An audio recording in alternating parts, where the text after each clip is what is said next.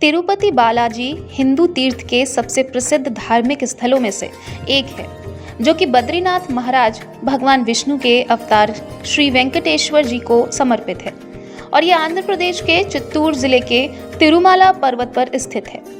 ये एक ऐसा पुण्य स्थल है जहां कोई भी भक्त भगवान वेंकटेश्वर स्वामी से मनोकामना मांगता है तो उसकी सच्ची मन से मांगी गई प्रार्थना अवश्य पूरी होती है।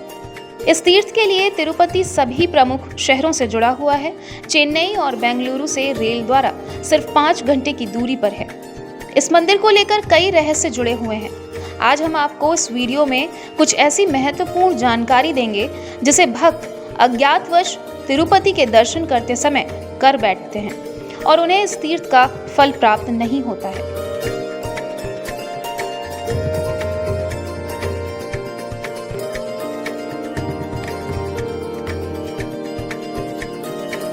तिरुपति बालाजी के दर्शन के कुछ नियम हैं जिन्हें भक्तों को यात्रा के दौरान ध्यान रखना चाहिए।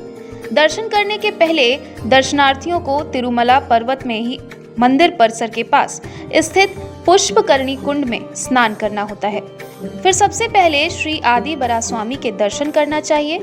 अधिकतर भक्त अज्ञातवश पहले ही बालाजी के दर्शन कर लेते हैं, लेकिन इस बात का ध्यान रखें, बराह स्वामी के दर्शन के बाद ही बालाजी स्वामी के दर्शन करने का प्रावधान है। इसके पीछे एक बड़ा कारण है जो हमें ब्रह्म पुराण और पौराणिक कथाओं से प्राप्त होता है, जिसके अनुसार तिरुमला को आदि ब्रह्म क्षेत्र के नाम से जाना जाता है। आदि बराह स्वामी भगवान विष्णु के ही अवतार हैं और वे ही तिरुमला के आदिपति हैं। बता दें, कलयुग में भगवान वेंकटेश्वर स्वामी के आग्रह पर भगवान बराह स्वामी ने बालाजी भगवान को तिरुमला में रहने के लिए स्थान दिया, जिसके बदले में बालाजी भगवान ने एक हामी भरी थी कि पहली पूजा पहला दर्शन भगवान आदि बराह स्वामी को ही मिलेगा, जिससे भक्तों को इस तीर्थ यात्रा का पूरा फल प्राप्त होगा।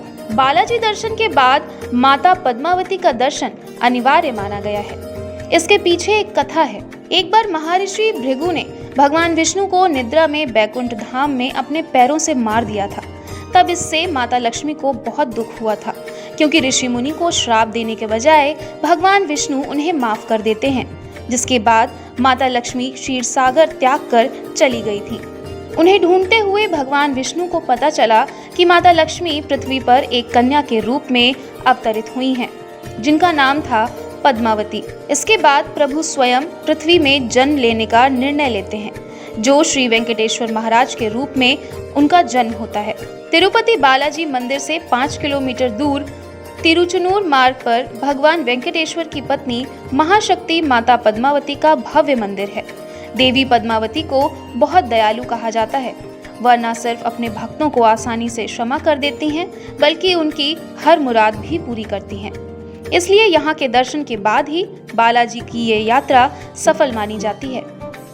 इस मंदिर की एक और खास बात है कि भक्त अपने सिर के बाल यहाँ दान करवाते हैं।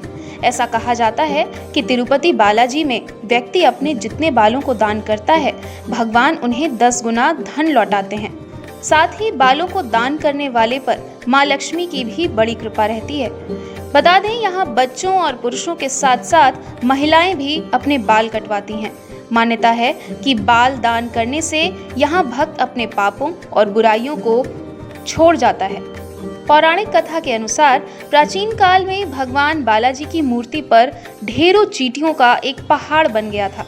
उस पहाड़ पर रोजाना एक गाय आया करती थी और दूध देकर चली जाती थी। जब गाय के मालिक को इस बारे में पता चला तो उसने नाराज होकर कुल्हाड़ी से गाय का वध कर दिया। इससे बालाजी के सिर पर भी चोटें आईं, साथ ही उनके सिर के बाल भी गिर गए।